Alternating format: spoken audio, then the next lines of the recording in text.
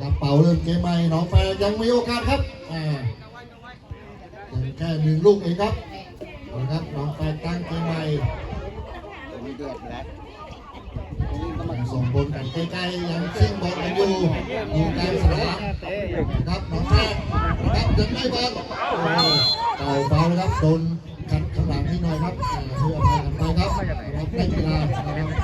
ไปดูซิว่า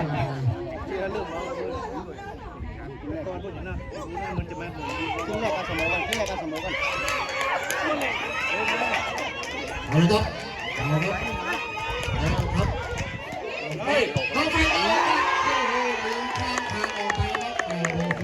ของนะครับยิงระยะไกลนะครับเพื่อวางแดงนี้นะครับ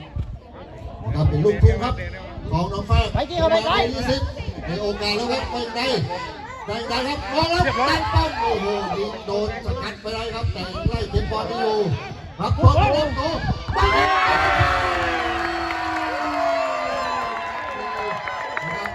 ลูกสูงนี้ไม่ใช่ธรรมดาครับรออยู่เต่า2เลยพอดีครับ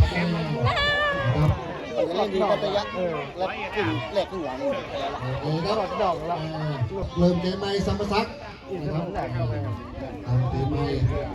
นะครับแล้วครับสัมปชัก